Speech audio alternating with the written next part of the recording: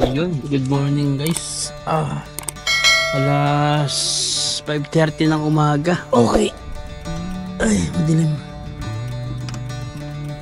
Okay guys, ito yung day 1 natin dito sa sasakyan. So, pakita ko lang yung pwesto natin. Ayun o.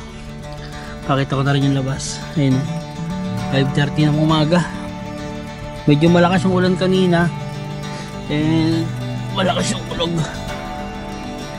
So ito yung gagawin natin ngayon. Mula ngayon, ito yung gagawin natin day 1 natin ng pagbablog dito sa sasakyan. So lilibo tayo sa Luzon lang muna.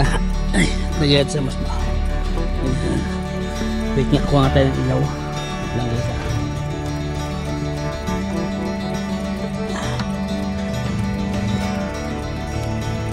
Ayan. Okay guys, yan. So ito yung setup natin dito. Ayan o. Ganyan lang. So napaka cool ng setup natin.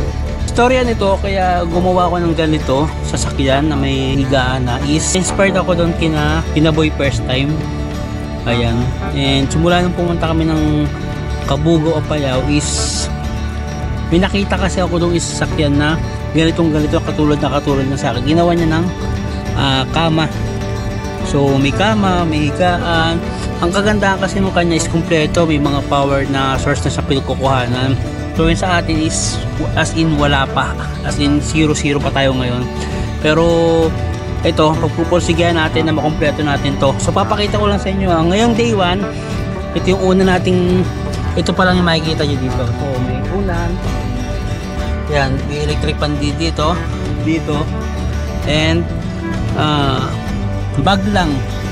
Pag andyan na lahat yung camera and kumot, pinaka bedsheet natin, ito na yon.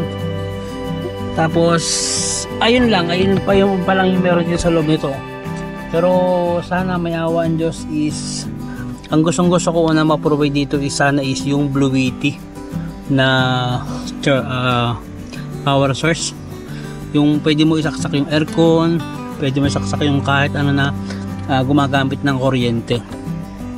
So yung sana suportahan nyo to kasi ang una kong balak is mag-debut tayo sa Luzon. Pero siyempre mag-uumpisa muna tayo sa Rizal.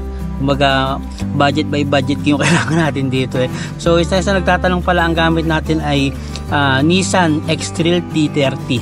So 2000 model. So yun, simula ngayon is abangan nyo na yung mga susunod natin gagawin sa ating paglalibot, and sana maging masaya and sana mag-enjoy kayo sa mga gagawin nating video.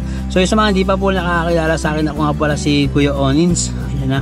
Pero dati tawag nila sana Kuya Onins Motovlog, pero ngayon is Kuya Onin na lang. So yun na, mag-aano tayo ng van life. So camping, yun yung mga gagawin natin dito. And sana malaki pag-improve ng sasakyan natin lang. Ilang mga kamoto, abangan sa susunod na video.